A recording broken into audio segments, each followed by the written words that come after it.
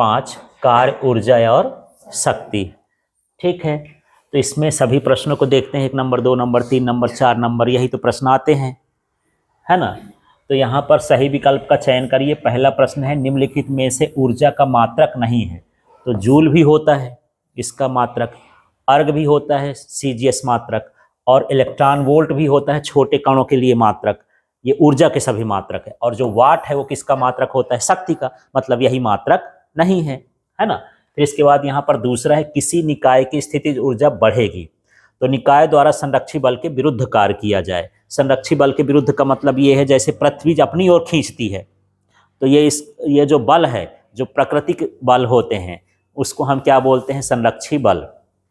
ठीक है, तो यदि मैं संरक्षी बल के विरुद्ध कार्य करूंगा, यदि मैं इसको ऊपर उठाते जाऊं तो बल कहाँ लग रहा है? नीचे। उठा रहा हूं कहाँ? ऊपर। तो जितना ऊपर जाएगा स्थितिज ऊर्जा का मान क्या होता जाएगा? बढ़ता जाएगा, क्योंकि सूत्र होता है mgh। h है ना, h का मान बढ़ेगा तो वो ना बढ़ेगा। तो यहाँ पर यही पूछता है कि स्थितिज ऊर्जा का मान बढ़ेगा तो कब बढ़ेगा? जब हम संरक्षी बल के क्या करेंगे? विरुद्ध कार्य करेंगे। ठीक है, तो जो चुंबकीय बल होता है, चुंबक द्वारा जो बल लगता है, पृथ्वी द्वारा जो बल लगता है, आवेशों द्वारा जो बल लगता है, वो सभी संरक्षी बल कहलाते हैं, प्राकृतिक बल ही होते हैं। अब यहाँ पर जो अगला क्वेश्चन है उसको देख लेते हैं, तीसरा वाला। अप्रत्यास्थ संघट्ट में संरक्षित होता है तो क्या संरक्षित होगा? संवेग। अब यहाँ पर ये प्रत्यास्थ संघट्ट है, तो प्रत्यास्थ संघट्ट में गतिज ऊर्जा भी संरक्षित होती है और संवेग भी संरक्षित होता है, दोनों। तो आपको ध्यान रखना है, कंफ्यूजन में नहीं रखना है ना। अप्रत्यास्थ संघट्ट होगा तो केवल क्या होगा? संवेग, और प्रत्यास्थ संघट्ट होगा तो संवेग और गतिज ऊर्जा दोनों। और यहाँ से परिभाषा भी बता सकते हो कि वह संघट्ट जिसमें संवेग संरक्षित हो अप्रत्यास्थ संघट्ट कहलाता है, वह संघट्ट जिसमें गतिज ऊर्जा और संवेग दोनों संरक्षित हो प्रत्यास्थ संघट्ट कहलाता है। यहाँ से इसकी परिभाषा भी बन जाएगी एक तरह से। फिर पांचवा देख लेते हैं, जब कोई संरक्षी बल किसी वस्तु पर धनात्मक कार्य करता है तो उसकी स्थितिज ऊर्जा क्या होगी? घटेगी। धनात्मक कार्य का मतलब अपने ही दिशा में खींचे, जैसे ये है, अभी इसकी ऊंचाई ज्यादा है, यदि मैं छोड़ूंगा तो ये कहाँ जाएगा? नीचे। तो ये धनात्मक कार्य कहलाएगा। एक ही दिशा में, बल की दिशा में यदि वस्तु विस्थापन करे तो कैसा कार्य हुआ? धनात्मक। तो ऊंचाई घटेगी कि बढ़ेगी? ऊंचाई घटेगी, तो स्थितिज ऊर्जा भी घटेगी, क्योंकि स्थितिज ऊर्जा किस पर निर्भर करती है? ऊंचाई पर। तो यहाँ पर यदि धनात्मक कार्य करेंगे तो घटती है, ऋणात्मक कार्य करेंगे तो क्या होगी? बढ़ेगी। ऋणात्मक कार्य का मतलब यही है, यदि मैं उसके ऊपर ले जाऊंगा तो बल लग रहा है नीचे, वस्तु जा रही है ऊपर, ऊंचाई भी बढ़ रही है, तो स्थितिज ऊर्जा बढ़ेगी, कार्य कैसा होगा? ऋणात्मक होगा। ठीक है, इस तरह से है। अगला आप देख लेते हैं, यहाँ पर 6वां प्रश्न है हमारे पास।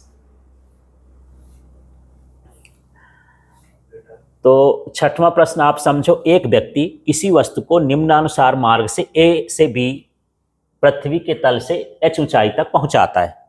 एक व्यक्ति ऐसे गया कि ये वस्तु है, यहाँ रखा, यहाँ रखा, यहाँ रखा, इस तरह से वो कहाँ तक पहुंचाता है ना। हाँ, यहाँ से ऐसे लेगा, ऐसे सीढ़ी में चढ़ते हुए यहाँ तक B तक पहुंचा दिया।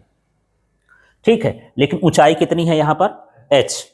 ठीक है, अगले स्टेप में वो ऐसा ले गया, स्लोप जैसे ले गया, ऐसे यहाँ तक पहुंचाया, फिर भी ऊंचाई कितनी है? H। फिर यहाँ पर देख लेते हैं, ये सीधा सीधा ऐसे ले गया, ढलान से ऐसे ऐसे ले गया, तब भी ऊंचाई कितनी है? H है।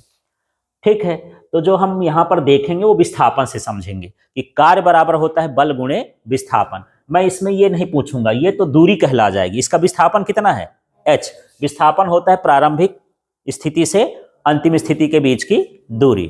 तो इसका विस्थापन भी h है, इसका विस्थापन भी h है, इसका भी विस्थापन क्या है? h है। जब विस्थापन बराबर है तो किया गया कार्य भी कैसा होगा? बराबर, चाहे टेढ़ा मेढ़ा ले जाओ, चाहे कैसे ले जाओ। ठीक है, इस तरह से यहाँ पर ये पृथ्वी के लिए है, तो सभी में ये कैसा होगा? कार्य कैसा होगा? समान होगा। ठीक है, आगे अब देख लेते हैं, 7वां नंबर का प्रश्न देखते हैं। तो 7वां प्रश्न है यहाँ पर, धरातल पर किसी वस्तु की स्थितिज ऊर्जा होती है तो धरातल पर स्थितिज ऊर्जा का मान कितना होता है? 0। सूत्र होता है U इक्वल टू क्या? mgh। h का मान 0 है तो सब 0 हो जाएगा।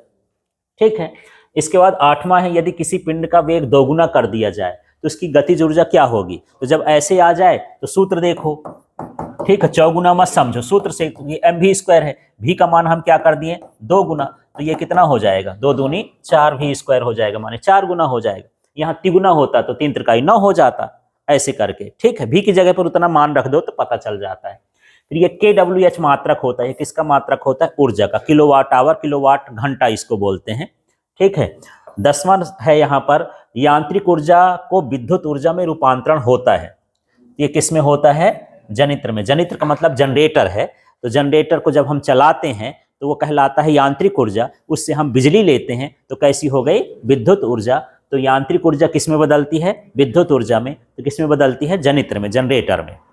ठीक है, चलिए अगला वाला प्रश्न देख लेते हैं। यहाँ पर तो रिक्त स्थानों की पूर्ति करना है। अब इसको समझे। किसी वस्तु पर किया गया कार्य उसकी खाली स्थान में परिवर्तन के बराबर होता है। ये गतिज ऊर्जा में परिवर्तन के बराबर होता है। ये कार्य ऊर्जा प्रमेय भी है। इसको क्या बोलते हैं? कार्य ऊर्जा प्रमेय। कभी आता है कि कार्य ऊर्जा प्रमेय का कथन लिखिए, तो यही कथन है। क्या? किसी वस्तु पर किया गया कार्य गतिज ऊर्जा में परिवर्तन के क्या होगा? बराबर होगा। दूसरा देखो, घर्षण द्वारा किया गया कार्य कैसा होता है? ऋणात्मक। हमेशा घर्षण बल जो होता है वो गति के कैसा लगेगा? विपरीत दिशा में लगेगा, इसलिए। तीसरा देख लो, बंद पथ में संरक्षी बल द्वारा किया गया कार्य कैसा होता है? शून्य होता है। ठीक है, इसके बाद ये है, कार्य करने की दर को क्या कहते हैं? शक्ति कहते हैं। ये छोटे छोटे क्वेश्चन है, बड़े आसान है, इनको आप देख सकते हो। इसके बाद यहाँ पर अगला प्रश्न देख लेते हैं, 5वां नंबर का। असंरक्षी बल द्वारा किया गया कार्य खाली स्थान पर निर्भर करता है, ये पथ पर निर्भर करता है। तो यहीं पर यदि हटा दिया जाए और संरक्षित कर दिया तो पथ पर निर्भर नहीं करता। ठीक है, वो प्रारंभिक स्थिति और अंतिम स्थिति पर निर्भर करता है संरक्षी बल द्वारा। इसके बाद 6वां देखो, दृढ़ स्प्रिंग का नियतांक मृदु स्प्रिंग की तुलना में कैसा होगा? अधिक। यदि स्प्रिंग कठोर होगी, दृढ़ का मतलब कैसी है? कठोर। तो जितनी ज्यादा कठोर होगी स्प्रिंग नियतांक का मान उतना ही क्या होगा? अधिक होगा, है ना। मृदु नियतांक माने मुलायम स्प्रिंग हो तो उसका स्प्रिंग नियतांक क्या होगा? कम होगा। ठीक है, इसके बाद 7वां है, पृथ्वी की भ्रंश रेखा में खाली स्थान ऊर्जा स्थित होती है। तो ये क्या होती है? स्थितिज ऊर्जा। अब भ्रंश रेखा क्या है? कि जो पृथ्वी की चट्टानें होती है ना, मोटी मोटी चट्टानें ऐसे परत दर परत बनी होती हैं, उनको हम क्या बोलते हैं? भ्रंश रेखा। ठीक है, जब वो भ्रंश रेखा इधर उधर सरकती है तो भूकंप आ जाता है। तो वो भूकंप वाली ऊर्जा एक तरह की कौन सी ऊर्जा है? स्थितिज ऊर्जा ही वहां पर बदल जाती है दूसरे में। जैसे हमारी ये खोपड़ी की संरचना होती है, तो खोपड़ी में एक हड्डी दो हड्डी ऐसे रखी गई हैं, लेयर बाई लेयर। तो इसी तरह से इसमें बहुत सारी चट्टानों की क्या होती है? लेयर होती है, जिसको हम क्या बोलते हैं? भ्रंश रेखा बोलते हैं। तो भ्रंश रेखाओं में कौन सी ऊर्जा होती है? स्थितिज ऊर्जा। 8वां प्रश्न है, 1 जूल का मान अर्ग में तो कितना होता है? 10⁻7 अर्ग। ठीक है, और कभी कभी यहीं पर 1 न्यूटन पूछ देता है। 1 न्यूटन का मान डाइन में तो 10 की घात कितना हो जाता है? 5। इसके बाद यहाँ पर 9वां देख लेते हैं, दो पिंडों के बीच अल्प समय के लिए अंतरक्रिया खाली स्थान कहलाती है। तो इसको हम क्या कहते हैं? संघट। ये संघट की परिभाषा है। तो संघट का सीधा अर्थ टकराना नहीं है कि जब आपस में भिड़ जाए तो वही संघट कहलाता है। संघट माने एक दूसरे को क्या करना? प्रभावित करना भी कहलाता है क्या? संघट। लेकिन वो समय अंतराल क्या हो? कम हो। ठीक है, जैसे मान लो एकदम से एक वाहन आ रहे थे, इधर से ट्रक इधर से कार, अब लगा कि ये बिल्कुल सामने, तो तुरंत इधर से उधर हो गए, तो वो क्या कहलाया? भिड़े नहीं, फिर भी अपना डायरेक्शन बदल लिए, तो वो क्या कहलाया? संघट। आपस में टकरा भी गए तब भी क्या कहलाया? संघट। तो संघट टकराना भी हो सकता है और संघट एक दूसरे को थोड़ी समय के लिए प्रभावित करना भी क्या कहलाता है? संघट कहला गया। ठीक है, ऐसे करके अब यहाँ पर 10वां प्रश्न देख लेते हैं। ऊर्जा का वह भाग जो उपयोगी कार्य में नहीं बदलता है उसे हम क्या कहते हैं? ऊर्जा का क्षय, है ना। तो जैसे पंखा चलता है, जब हम बिजली देते हैं तो बिजली को पूरी ये गतिज ऊर्जा में नहीं बदलता, ये गर्म हो जाता है। तो उस गर्मी से हम कोई यूज नहीं कर सकते कि खाना पका लें, कि ताप लें, ऐसा कुछ नहीं होता है। ठीक है, तो वो ऊर्जा क्या चली गई? बेकार। तो जो ऊर्जा का उपयोगी भाग है उसको हम कार्य में नहीं बदल पाते हैं, तो उसको हम क्या बोलते हैं? कि ये क्या है? ऊर्जा क्षय है। इसके बाद 11वां प्रश्न देखते हैं, यांत्रिक ऊर्जा बराबर क्या होता है? गतिज ऊर्जा प्लस स्थितिज ऊर्जा। तो यहाँ यांत्रिक ऊर्जा किसे कहते हैं? तो यहाँ से परिभाषा बना सकते हो, किसी वस्तु की गतिज ऊर्जा और स्थितिज ऊर्जा का योग क्या कहलाता है? यांत्रिक ऊर्जा कहलाता है। इस तरह से यहाँ पर हमको आगे देखना है। अब यहाँ पर अब 12 नंबर का प्रश्न देखते हैं। तो ये जो 12वां प्रश्न है इसको देख लो, बल विस्थापन वक्र के बीच घिरा क्षेत्र पर खाली स्थान को व्यक्त करता है। तो जो बल और विस्थापन का जो वक्र होता है वो किसको व्यक्त करता है? क्षेत्रफल कार्य को। मान लो एक साइड हम बल लिख दिए हैं, एक साइड हम विस्थापन लिख दिए हैं, इसके बीच का हम क्षेत्रफल निकाल रहे हैं। तो ये क्षेत्रफल किसके बराबर होगा? विस्थापन। ठीक नहीं, सॉरी, ये किसके होगा? कार्य के। बल और विस्थापन का गुणा कर दोगे तो किसके बराबर हो जाएगा? कार्य के। समझ में आ रहा है? इधर हम क्या लिए हैं, बल, इधर क्या लिए हैं, विस्थापन। इसका क्षेत्रफल निकाल दिए तो किसके बराबर हो जाएगा, ये कार्य के बराबर। ठीक है, अब इसके बाद यहां पर हम देख लेते हैं थोड़ा सा सही विकल्पों को, उनको समझते हैं। तो 1 HP का मान बताओ कहाँ हो जाएगा यार, 1 हार्स पावर कितना होता है, 746 वाट।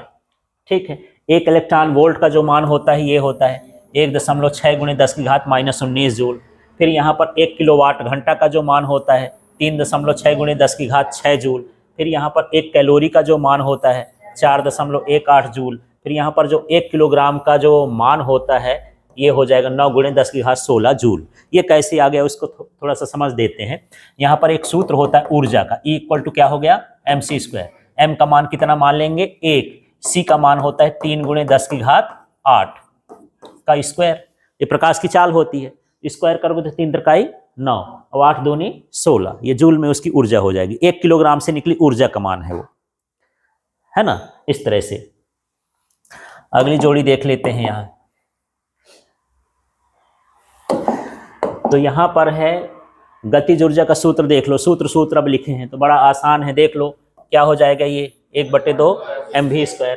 स्थितिज ऊर्जा का सूत्र बता दो, ये क्या हो गया, mgh। शक्ति का सूत्र बता दो, हाँ, कार्य बटे समय W/T हो जाएगा। और फिर कार्य का सूत्र बता दो, हाँ, बल गुणे क्या हो गया, विस्थापन। और द्रव्यमान ऊर्जा तुल्यता संबंध आइंस्टीन का, ये क्या होता है, E = mc², mc² हो गया। इस तरह से हमको जोड़ी मिला देना। अब यहाँ पर एक वाक्य में उत्तरों को हम देख लेते हैं यार। एक वाक्य उत्तर ये क्या है, यदि कोई मशीन 10 सेकंड में 100 जूल का कार्य करे तो उसकी शक्ति कितनी हो जाएगी, है ना। तो यहाँ पर सीधा है, शक्ति बराबर कितना होता है, कार्य बटे समय। सीधा दिया है, कार्य कितना दिया है 100 जूल, समय कितना दिया है 10 सेकंड, भाग कर दोगे कितना आ जाएगा 10। उसका मात्रक वाट होता है तो वाट लिख देना। जब वाट ना पता चले तो दूसरा मात्रक भी लिख सकते हो, ये कितना हुआ जूल और बटे में क्या हो गया सेकंड।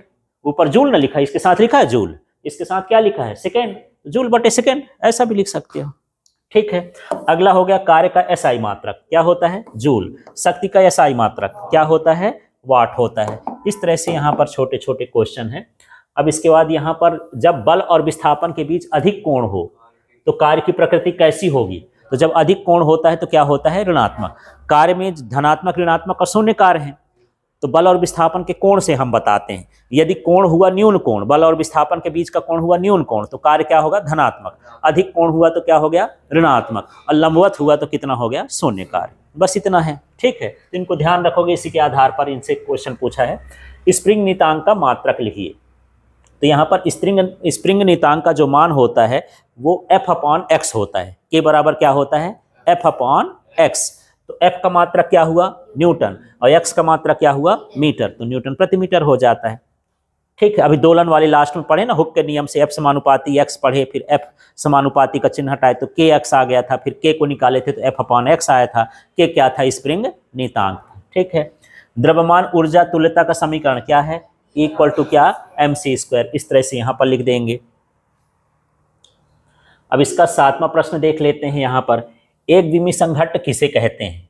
तो जब दो वस्तुएं संघट्ट के पूर्व और संघट्ट के पश्चात सरल रेखा में गति करती हैं तो इसे हम क्या कहते हैं, एक विमीय, है ना। मान लो 2 कंचे हैं, एक कंचे इधर से हम जा रहा था और ये एक कंचा यहाँ मान लो रखा था एक लाइन में ही। जब उससे टकराया तो टकराने के बाद उसी लाइन में वो आगे बढ़ते जा रहे हैं तो सरल रेखा ही कहला गई, इधर उधर नहीं जा रहे हैं, तो कैसा कहलाएगा, एक विमीय संघट्ट कहला जाएगा।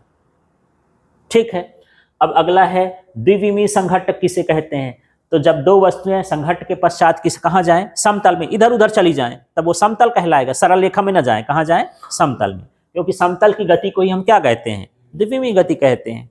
ठीक है, इसके बाद यहाँ पर देखते हैं नाभिकीय विखंडन में ऊर्जा किस प्रकार प्राप्त होती है। ये द्रव्यमान क्षति से। जब क्या होता है कि कोई 2 पदार्थ आपस में टकराते हैं, नाभिक टकराते हैं, तो जितना उनका द्रव्यमान होता है उतना द्रव्यमान प्राप्त नहीं होता है। जैसे मान के चलो कि 1 किलोग्राम का जो वजन है ना, उसको हम तोड़ दिए तो उसके टुकड़े होंगे, फिर हम टुकड़ों को वजन करें तो 1 किलोग्राम वजन नहीं मिलता है। वो हो सकता है कि हमको मिले 990 ग्राम, 10 ग्राम गायब है। तो ये तो साइंस ही फेल हो गई, क्योंकि द्रव्यमान तो गायब हो ही नहीं सकता। द्रव्यमान का क्या होता है? संरक्षण। तो 10 ग्राम कहाँ गया? 10 ग्राम द्रव्यमान कहाँ चला जाएगा? ऊर्जा देने में चला जाता है। 10 ग्राम किस में बदल जाएगा? ऊर्जा में। ठीक है। इसके बाद यहाँ पर देख लेते हैं शक्ति और कार्य में अंतर को देखते हैं। तो यहाँ पर देखो, ये भी इंपॉर्टेंट है, शक्ति और ये क्या हो गया? कार्य, या साथ में क्या लिख सकता है? ऊर्जा लिख सकता है। इन दोनों में क्या अंतर है? तो कार्य करने की दर को हम क्या कहते हैं? शक्ति। और कार्य करने की क्षमता को हम क्या कहते हैं? ऊर्जा कहते हैं। ठीक है। मान लो यहाँ ऊर्जा नहीं आता, बगल में लिख देता है कार्य, तब कार्य की परिभाषा लिख देना, बल और उसके विस्थापन के गुणनफल को क्या कहें? कार्य। ठीक है। यह समय पर निर्भर करता है, सूत्र ही होता है P = W/T, और यह समय पर निर्भर नहीं करता, क्योंकि इसका सूत्र होता है F × D, है ना? T तो है ही नहीं। यहाँ पर देख लेते हैं, इसका SI मात्रक क्या है? वाट। इसका SI मात्रक क्या है? जूल। इसका विमी सूत्र देखो, mL/T-3। आप खुद से निकाल सकते हो, W/T होता है, उसमें एक T बढ़ जाएगा, है ना? और इसका क्या होगा विमी सूत्र? mL/T-2। बस इतना सूत्र लिख देना। तो ध्यान रखना, एक बार मात्रा के बारे में लिख दो, एक बार विमी सूत्र के बारे में लिख दो, एक बार समय के बारे में लिख दो, एक परिभाषा लिख दो, अंतर बन जाएगा इसका।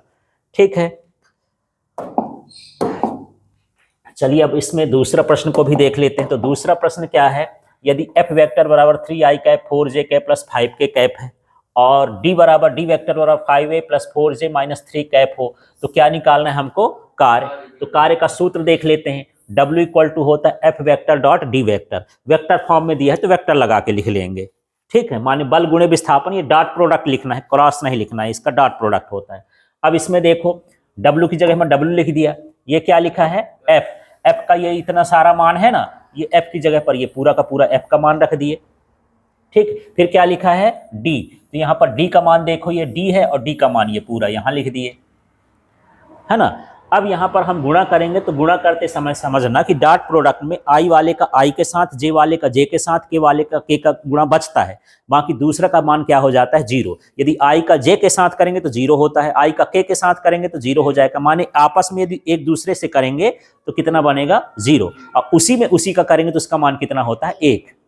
ठीक है। तो देखो यहाँ पर इसी हिसाब से केवल I वाले को देखोगे, 3 × 5 = 15, और I का कितना हो जाएगा? 1। तो कितना लिख दिए? 15। अब I न रहेगा इसमें।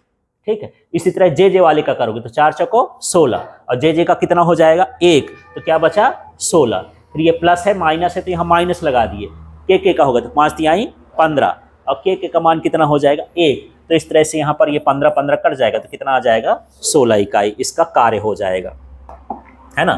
इकाई का मतलब मात्रक नहीं दिया है तो हम इकाई लिख दिए हैं, जूल उल दिया होता तो लिख देंगे। ठीक है। इसके बाद तीसरा वाला प्रश्न देख लेना है यार। तो तीसरा प्रश्न क्या है? संघट्ट किसे कहते हैं? प्रत्यास्थ एवं अप्रत्यास्थ संघट्ट को समझाइए। तो वह है कि वह विलगित घटना जिसमें दो वस्तुएं अल्प समय के लिए क्या करती हैं? अंतरक्रिया। यदि विलगित वस्तुएं नहीं भी लिख सकते हो तो दो वस्तुएं अल्प समय के लिए क्या करें? अंतरक्रिया करें, तो उसे हम क्या कहेंगे? संघट्ट कहेंगे, है ना? उदाहरण दे सकते हो, जैसे बिलियर्ड की गेंद का मारना, कैरम की गोटियों का टकराना, गैस के अणुओं की गति, आवेशों के बीच का प्रतिकर्षण, अल्फा कण का नाभिक, कोई भी 1-2 उदाहरण लिख देना जो भी आपको लिखना हो। ठीक है। बहुत सारे उदाहरण लिखने की जरूरत नहीं है। टकराना, 2 बस ट्रक का जल्दी से एक्सीडेंट होना, वो भी लिख सकते हो, दुर्घटनाग्रस्त हो जाना। बिलियर्ड एक तरह का, जैसे कैरम में हम गोटियां करते हैं तो एक बड़ा बोर्ड होता है, उसमें क्या होता है? छोटी छोटी गेंदें होती, तो इस तरह से निशाना लगा के उनमें गेंद डालते हैं, है ना? उसको हम क्या बोलते हैं? बिलियर्ड बोलते हैं। इसके बाद यहाँ पर देख लेते हैं कौन सा संघट्ट है? प्रत्यास्थ। तो वह संघट्ट जिसमें रेखी संवेग और साथ में क्या होता है? गतिज ऊर्जा क्या होती है? दोनों संरक्षित होती है, उसको हम क्या बोलेंगे? प्रत्यास्थ संघट्ट। जैसे मान ले हाथी के दांत की हम गोलियां बना लें, तो वो दांत की जो गोलियां होती हैं यदि आपस में टकराती हैं, उनमें प्रत्यास्थ संघट्ट होता है। जो हवा के छोटे छोटे कण हैं, हमको दिखाई नहीं दे रहे हैं, लेकिन आपस में टकरा रहे हैं या अंतरक्रिया कर रहे हैं, तो वो भी कैसा संघट्ट कहलाया? प्रत्यास्थ संघट्ट, जिनकी ऊर्जा गतिज ऊर्जा और रेखी संवेग दोनों संरक्षित रहता है।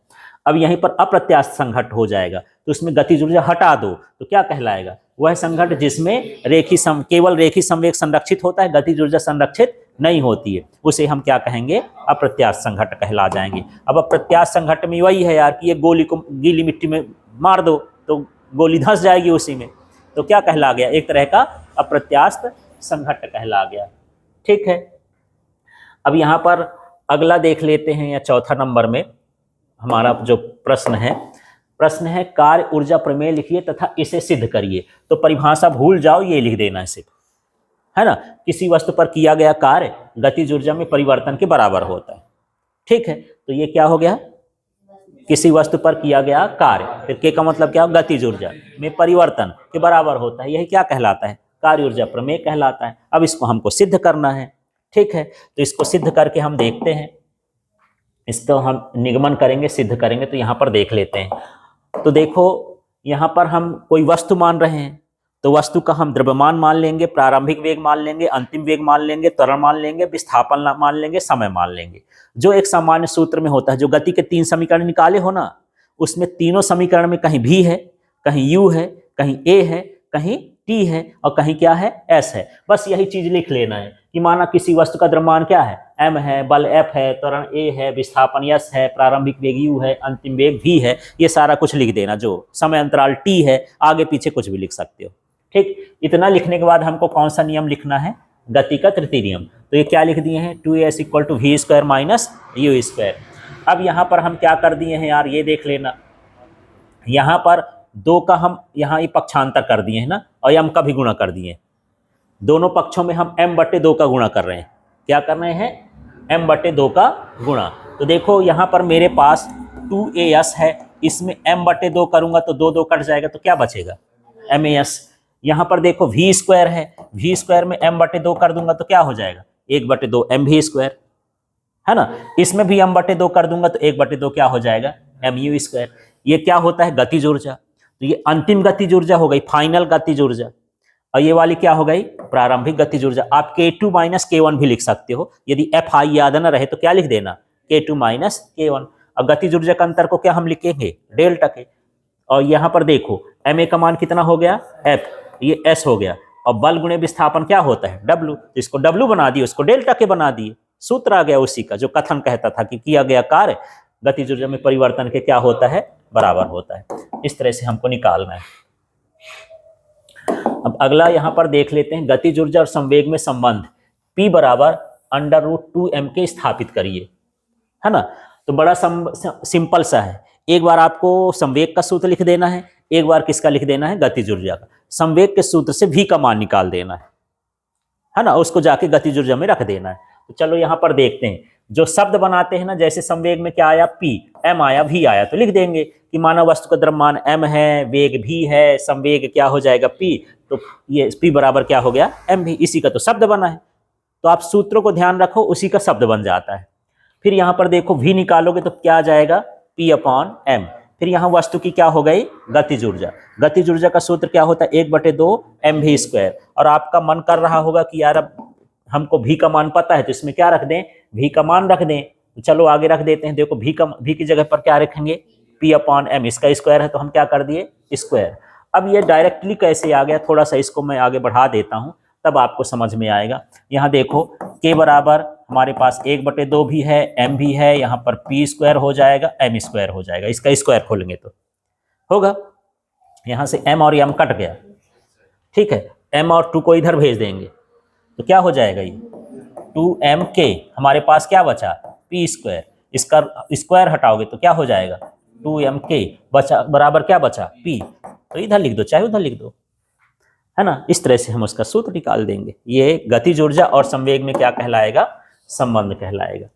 फिर यहाँ पर 6वां प्रश्न देख लेते हैं यार। 6वां प्रश्न क्या है, ये भी इंपॉर्टेंट है, अक्सर आता रहता है। तो यहाँ पर देखो, शक्ति किसे कहते हैं। शक्ति के सूत्र P = F × V को स्थापित करना है, बल गुणे वेग, है ना। तो यहाँ पर देखो, कार्य करने की दर को हम क्या कहते हैं, शक्ति कहते हैं। तो P बराबर कितना हो गया, W/T। इसका सूत्र होता है। अब यहाँ तात्क्षणिक शक्ति निकालेंगे। तात्क्षणिक का मतलब थोड़े समय के लिए। तो यहाँ पर देखो, यहाँ पर समय में क्या लगा दिए, D, और कार्य भी कैसा हो गया, dW हो गया। तात्क्षणिक में सब कुछ क्या हो जाता है, छोटा छोटा, कम कम हो जाता है। फिर ये देखो, P की जगह में क्या लिख दिया, P, D की जगह क्या लिखा हूँ, D, और DT की जगह क्या लिखा हूँ, DT। बदला क्या है, हाँ, W का मान क्या होता है, बल गुणे विस्थापन। F × S लिख सकते हो, F × D भी लिख सकते हो, आपकी मर्जी है जैसा भी लिखना हो। अब यहाँ पर देखना है, अगले स्टेप में F को मैं बाहर कर दिया। F को मैं कहाँ कर दिया, बाहर। बचा क्या हमारे पास, D और बचा S बचा। तो ऊपर क्या हुआ, DS, और नीचे क्या बचा, DT। अब ये विस्थापन बटे समय क्या होता है, वेग, एफ इंटू वी हो गया। इस तरह से हम इसको क्या कर सकते हैं, सूत्र को स्थापित कर लेंगे। अच्छा, इसमें क्या है, जैसे इसमें कुछ उसमें डायरेक्ट व्यंजक किया है, तो आप ये कॉमन सेंस में रखना कि हम यहाँ पर संकेतों को जहाँ करके लिख दें, जैसे P क्या है, W क्या है, T क्या है, F क्या है, S क्या है, V क्या है, ये सारा कुछ हमको लास्ट में बताना चाहिए। यदि आप शुरू में नहीं बता रहे हैं, यहाँ मैं कहीं लिखा हूँ कि किया गया कार्य W है, T है, नहीं लिखे तो फिर लिखो लास्ट में। ठीक, हर व्यंजक में आपको ये कॉमन सेंस में रखना है, इतना काम करना है। हाँ जी, अब 7वां प्रश्न को हम देख लेते हैं। कोई बाइक 5 मीटर प्रति सेकंड के एक समान वेग से गतिमान है। ठीक है, यदि सड़क द्वारा उस पर टायर पर कितना बल लगाया जाए, 300 न्यूटन। बाइक के इंजन की क्या निकालना है, शक्ति। तो हमारे पास दो चीजें हैं, हमारे पास F का मान है कितना, 300 न्यूटन, V का मान है 5 मीटर प्रति सेकंड, निकालना क्या है, शक्ति। तो अभी हम सूत्र निकालें, F P इक्वल टू क्या, F इंटू वी। F का मान कितना है 300 और V का मान कितना है 5, तो P बराबर कितना हो गया 1500 वाट। यदि आपको पूछे कि इसका उत्तर वाट में ना दो, हार्स पावर में दो, HP में दो, तो यहाँ 1500 और बटे में क्या लिख देंगे 746, इसका भाग कर लेना। ठीक है, 7 दूनी 14, 2 दशमलव कुछ 2, ऐसा कुछ ये क्या हो जाएगा HP, ऐसा कुछ आ जाएगा। ठीक है, तो ऐसा भी कर सकते हो, वाट में भी कर सकते हो, HP में भी कन्वर्ट कर सकते हो चाहो तो, है ना। जनरली जो इंजन की शक्ति होती है ना, HP में दर्शाई। ट्रैक्टर खरीदने जाओ, ट्रक खरीदने जाओ, कितने का इंजन लगा, 2 HP का, 3 HP का। मशीन खरीदने जाओ पंप वाली, HP में बात करते हैं। फिर 8वां नंबर का प्रश्न देख लेते हैं। यहाँ पर 8वां प्रश्न है, किसी भवन के भूतल पर लगा पंप। भूतल माने ग्राउंड फ्लोर, नीचे की जो होती है उसको भूतल बोल देते हैं। ठीक है, जैसे आप मेरे मकान को क्या बोलोगे कि 1 मंजिल का है, ये गलत है, माने 1 मंजिल का है कि 2 मंजिल का है, हाँ 3 मंजिल का है आप बोल रहे हो, लेकिन ये 2 मंजिल का है। नीचे को बोलेंगे भूतल, इसको बोलेंगे प्रथम तल, ऊपर वाले को बोलेंगे द्वितीय तल, तो 2 ही मंजिल का ना हुआ।